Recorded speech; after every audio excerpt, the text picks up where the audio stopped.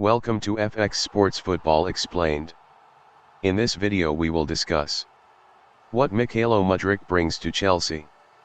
Mykhaylo Mudryk is one of Europe's form attackers so far this season, having already contributed to 16 goals in just as many 90s across the league and Champions League for Shakhtar Donetsk. He is also one of the hottest names in football too, not least because of links to Premier League clubs. After seemingly being set to move to table-topping Arsenal, Chelsea barged in to hijack the transfer. They agreed a total fee of £89 million, including add-ons, to steal the Ukrainian attacker away from their London rivals. With a wealth of attackers al-Riyadi at the club, and another batch coming into the squad, the question is what the winger can bring to the table. Igor Jovicevic is one of a crop of current coaches that emphasize control through possession, with his Shakhtar side functioning not too dissimilarly to that of Pep Guardiola's Manchester City and Mikel Arteta's Arsenal, for example. That much has helped get the best out Mudryk this season. The attacker is not a high-volume contributor on the ball, but his understanding of the system eliminates this as being a problem.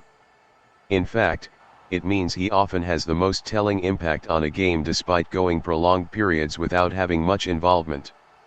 This is something that's been seen at Champions League level. Whether he's out on the touchline or inside, between the lines, Mudryk's range and weight of touch is very impressive. He's often ball-facing as a way of facilitating safe circulation but has the balance, change of direction and quality to cushion the ball in a way that sets it toward goal perfectly. Out wide, he brings his weaker left foot more into play in order to give himself a platform to spring into space using his right foot. Furthermore, on the switch of play, his ability to take the ball down, often with the outside of his right boot, is effortless, and he loves to take the ball in his stride. What hurts him in these situations is occasional looseness and blind spots in awareness. Particularly in deep areas, at the start of transitions, Mudryk always wants to turn and face forward to be proactive, but without scanning his surroundings widely enough or often enough, he's guilty of turning into trouble when holding up the ball or overrunning it because he hasn't thought ahead.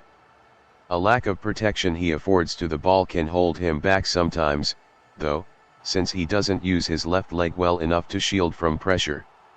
He has a hard time managing that due to his lack of physicality.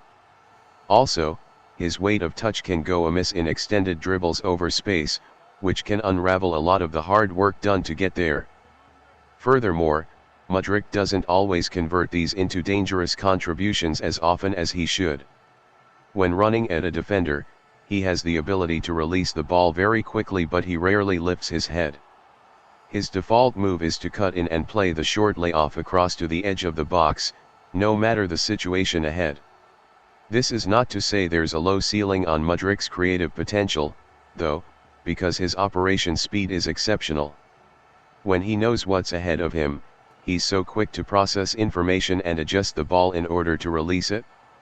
That lack of awareness is the biggest barrier and is one that is hard to overcome.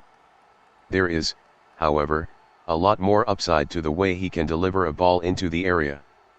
It's little wonder that he's the nominated set-piece taker because he can provide so much variety to his crosses whilst accurately finding teammates. It's only from closer range where he lacks the surgical incision to deftly pick out specific teammates. As for being a goal threat, while the 22-year-old is often the provider when it comes to final third attacks, the timing and persistence of his runs into space is impeccable. When you throw his lightning-quick speed into the mix, it's almost a given that at some point in a match, he will get in behind over the shoulder of an opposition defender. Finishing is still a rough aspect to Mudryk's game, though. The inside of the boot is what he uses most, and low to the corners is where he aims for most, but these efforts can lack precision. He doesn't create as many opportunities for himself as he could, either. The power and awkward dip he can generate when not finding a corner can still be too much of a handful for goalkeepers, though, which is why he is into double figures for the season.